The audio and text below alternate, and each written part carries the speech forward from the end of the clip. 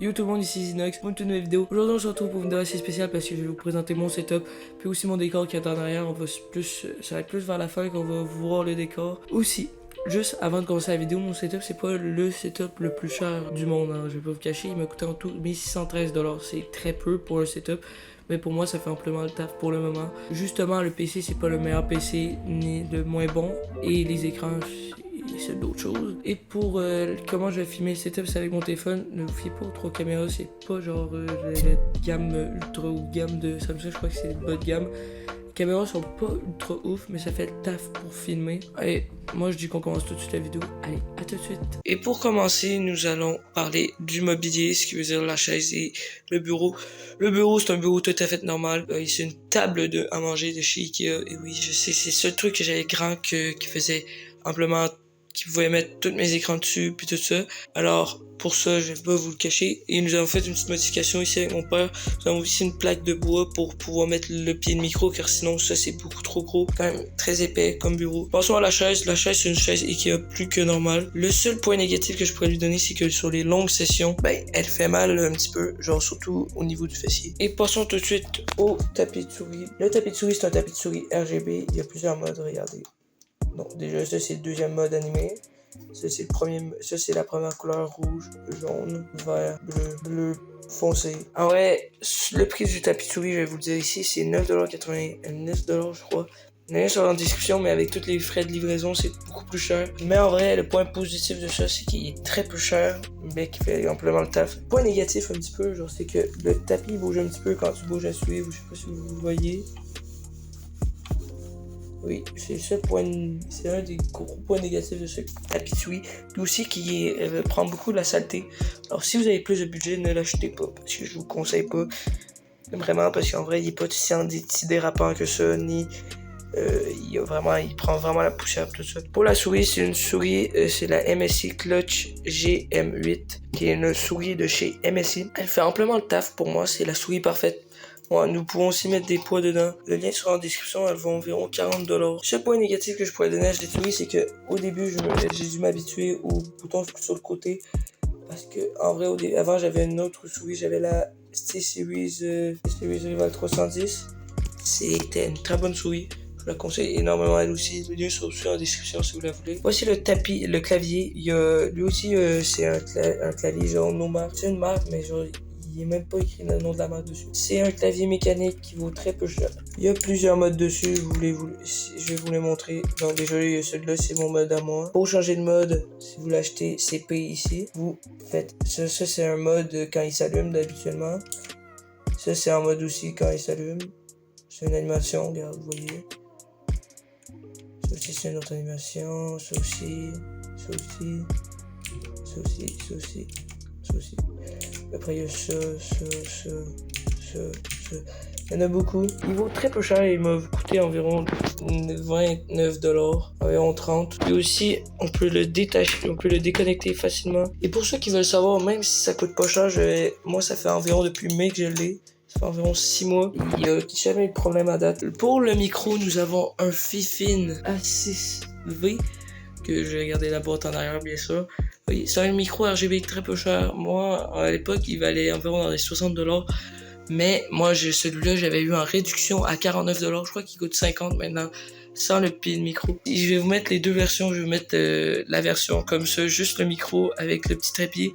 La version avec le bras de micro, que ce n'est pas celle-là, parce qu'il a juste en nom avec le bras de micro. Il y a aussi, ici, nous avons le bras de micro qui n'est pas le bras de micro de Fifine qui donne avec, mais un bras de micro qui vaut environ 20$. C'est vraiment le taf, mais c'est pas des matériaux de malade. Regardez, juste ici, le patin antidérapant, c'est un petit peu décollé. Ici, il y a des petites brisures comme ça. Mais en vrai, ça va. Et oui, ça fait amplement le taf. Le bras de micro, il est très flexible. Tout ça, c'est juste que des fois, il gâche la vue, il est très gros, mais c'est un bras de micro, quoi. Comme tous les bras de micro. Il était venu avec son petit filtre anti-pop, puis avec une araignée dessus pour pas entendre les chocs. Vous avez en arrière ici une molette pour choisir le gain, et ici vous avez un petit bouton pour le mute et le démute et enlever le RGB. Mais vous pouvez pas enlever le RGB puis pouvoir parler en même temps. Je vous le conseille, les liens sont en description de tous les produits qui vont être encore sur Amazon. Passons là ici au casque. Je vais le sortir, mais avant je vais vous parler du support de casque. C'est un Cougar Bunker S. Il fait amplement le taf pour son prix. Je l'ai environ acheté à 40$. Au début, je croyais qu'il était RGB. C'est une petite déception, mais c'est pas grave. Et oui. Sur la boîte, il y a genre vraiment en bas, il y a comme un petit truc, une petite lumière orange. Mais il était pas écrit RGB, j'aurais dû faire confiance à ça. Mais c'est pas grave. Et pour le casque, c'est un MSI encore. C'est le GH20 Immerse. Un très beau casque. Moi, je trouve, j'adore le design. Il fait 200 grammes sur la tête. On le ressent presque pas. Les mousses sont très confortables. Alors, il y a un micro aussi, mais le micro, pour moi, je peux pas vous le montrer. Je veux juste le mettre sur ma Xbox parce que je sais pas pourquoi, mais il y avait aussi un adaptateur pour double jack, mais ça marchait pas sur mon PC. Je sais pas si c'est normal, c'est peut-être aussi juste que mon PC est très vieux. Il est vraiment confortable, c'est vraiment mon casque. Je vais vous mettre le lien en description. Moi, j'allais acheter à 39,99$. Là, je crois qu'il est un petit peu plus cher. Passons tout de suite aux écrans. Les écrans, je vais pas vous cacher, c'est pas les meilleurs écrans du monde. Ici, nous avons un BenQ de 2006, c'est très vieux, je l'ai payé 35$. Nous avons aussi deux Dell de 2003. Ceux-là, je les ai eu gratuits. Alors en vrai, ça fait amplement le taf pour ce que l'utilisation que j'ai pour les deux écrans à part secondaire.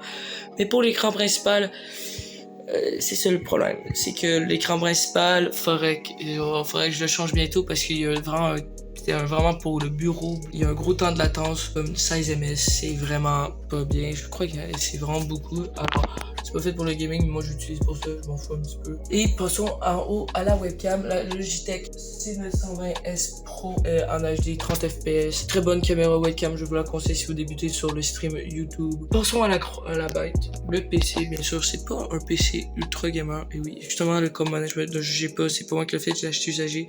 Mais je vais peut-être aller voir une personne pour le faire. Moi, je sais pas du tout comment faire. Dedans, nous avons 16 Go de RAM qui sont là, de la DDR3 parce que c'est un vieux processeur qu'il y a dedans. Nous avons une carte mère de chez Gigabyte, la GAB75M D3, je suis sûr qu'ils veulent tout l'avoir. Il y a aussi dedans un i7 de 3ème génération, c'est très vieux, je vais pas vous le cacher. Et nous avons une alimentation de 500 watts, ça fait encore un temps. Le boîtier, c'est un Golden Field, c'est pas ouf comme boîtier. Je vous le conseille pas nécessairement, mais en vrai, ça fait le taf.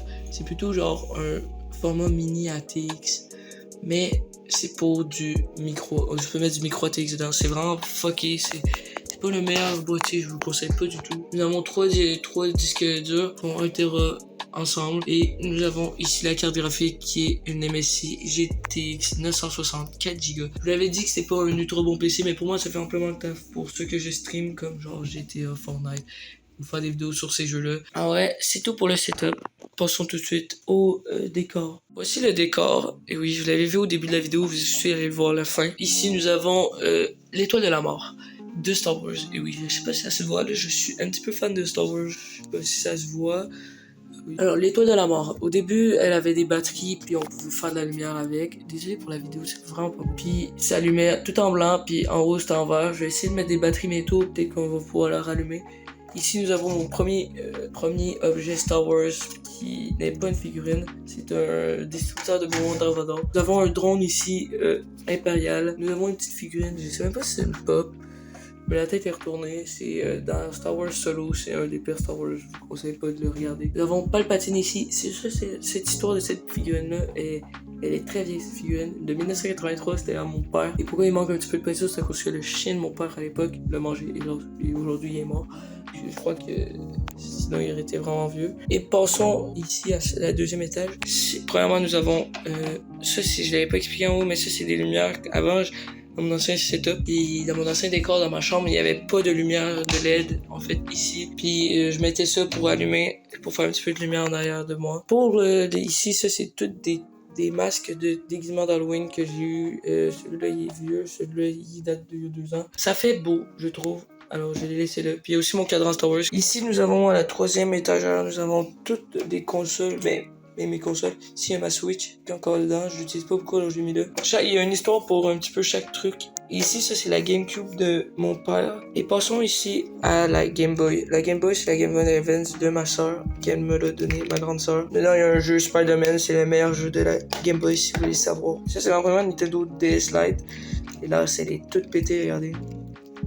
l'écran il bouge comme pas possible. Puis ici, il manque une pin pour les jeux DS. On peut jouer au jeu GameCube. Alors, je vais pas vous cacher, je l'ai mis dans le décor. C'est plus nostalgique pour moi. Passons à ici, en haut.